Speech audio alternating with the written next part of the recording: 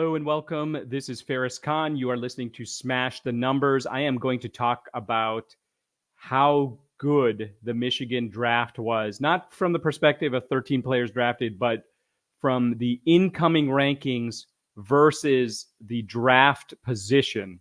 Stay tuned.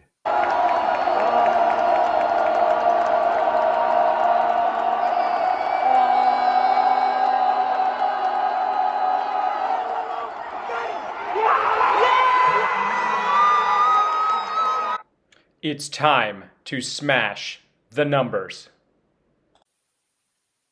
Okay, so the premise of my analysis, and this data source came from Dennis Fithian, and Dennis gives you little nuggets of information that are kind of exciting. So I've riffed off this. I've also riffed off the 2022 draft class. Please look at that other video. Please also like and subscribe to the Maize and Blue review from Dennis Fithian. He is on afternoons. He has a YouTube channel that he does several days in the afternoon. Great information there. Now, what he provided in his podcast was incoming rankings and draft position. I've put it all into a spreadsheet. I've done a little bit of analysis in terms of the number of slots that players have improved. So the first column here, you've got offense or defense, you've got their position, you've got their name, then you've got the incoming ranking. So AJ Barner, incoming ranking 1131, draft position 121, an improvement of 1,010. So what this means is their incoming rankings. Where were they ranked as a player coming in from high school? And then where was their draft position going to the NFL? Now, is this apples to apples? Not exactly. I would actually say maybe draft position is a higher bar because you're, sophomores, juniors, seniors potentially competing against each other. So in a way, draft position is not the equivalent of, kind of rating players 2 years down the line, 3 years down the line, 4 years down the line. It's probably a higher bar. That being said, even though it's a higher bar, every single one of these 11 players that I've listed in this chart improved from incoming rankings to their draft position. AJ Barner was the most dramatic at over 1,000 slots, if you will. And then we have Mike Sanastril, who went from 589 to a draft position of 50, improvement of over 500. Michael Barrett, same thing, over 500. Ladarius Henderson, almost 500.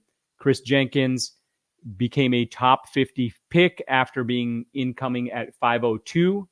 You've got Roman Wilson, 346, gets into the top 100. Zach Zinter, 249, gets into the top 100. Blake Corum, 129, gets to 83. Junior Colson was at 90, already a top 100, and draft position was 69. JJ was 25, and his draft position was 10. And then Trevor Keegan came in at a 178. His draft position was 172. All right, so if we summarize all of this, what we're looking at is two in the top 100, only two in the top 100 in initial incoming rankings as freshmen, but in the 2024 draft, 7 in the top 100. Now, the improvement, what we're looking at in terms of improvement, 5 players jumped 450 slots or more. Really, really great numbers there. Now, what I would say is obviously some people may have high rankings but not even get drafted. So these are of the subset of people who got drafted. So just kind of keep that in mind. Now, 13 players were drafted in the 2024 draft. The 11 players that you saw on that spreadsheet with incoming data all improved their ranking. There were 2 in the top 100. Incoming that converted into 7 in the top 100 in the 2024 draft. 5 players jump 450 slots. And now, one little extra note here. The 2025 draft may be even more top heavy.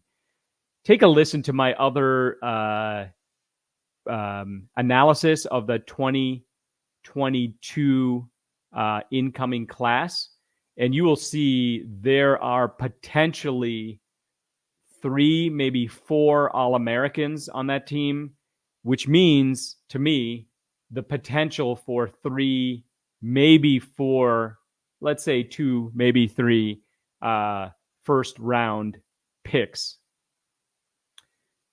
So let me know what you think. It would be great to if you could subscribe, if you could like, and if you could leave a comment. Did I leave something out? Do I have blinders on when I'm looking at these numbers? Let me know what you think. I'd really appreciate it. Stay tuned for the next Smash the Numbers.